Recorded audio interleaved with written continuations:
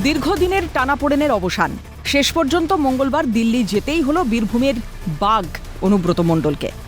বিমানে ৪৫ নম্বর আসনে যাত্রী ছিলেন কেষ্ট, যা কিনা একেবারেই শৌচালয়ের পাশের আসন। শৌচালয়ের পাশে বসিয়ে বীরভূমের বাঘকে কার্যত এইভাবেই বিমানবন্দি করে দিল্লি নিয়ে গেলেন ইডি কর্তারা। বাঘ না বাঘরোল কার্যত বুঝিয়ে দিয়েছে ইডি। শত চেষ্টা করেও আটকানো সম্ভব হয়নি দিল্লি যাত্রা। বিমানের মধ্যে ক্যামেরা দেখে মুখ লুকাতে দেখা যায় অনুব্রতকে। বীরভূমে কার্যত ত্রাস হয়ে উঠেছিলেন জেলার সভাপতি Anubrata Mondal.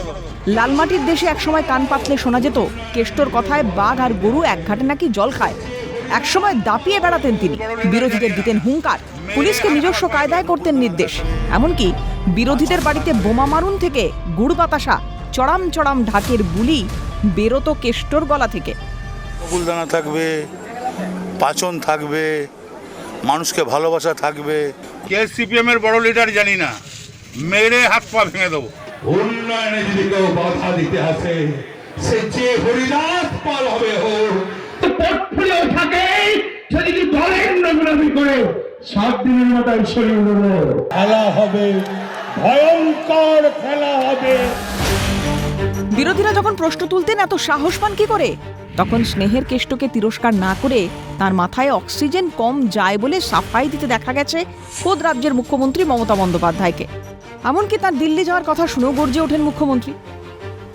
If there is election, why they are taking Kesto to Delhi?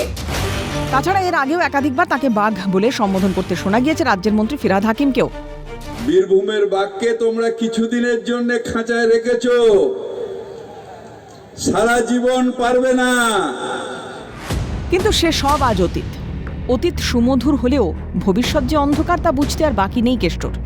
ছল চাতুরি আর ধোপে টিকলো কই।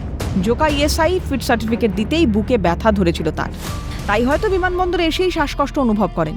কেষ্ট চেয়েছিলেন হাসপাতালে ভর্তি হতে, কিন্তু এসবে কর্ণপাত করেননি দুঁদে তদন্তকারী আধিকারিকরা।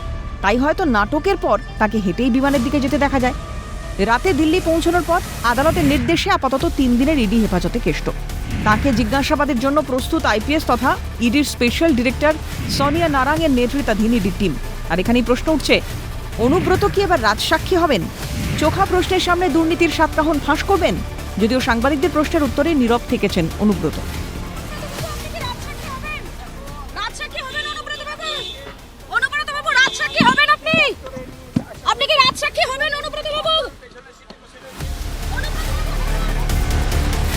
আর এখানেই প্রশ্ন উঠছে, তিনি কি এবার মাথাদের ফাঁসিয়ে দেবেন, নাকি মাথাদের বাঁচাতে গিয়ে নিজেই ফাঁসবেন?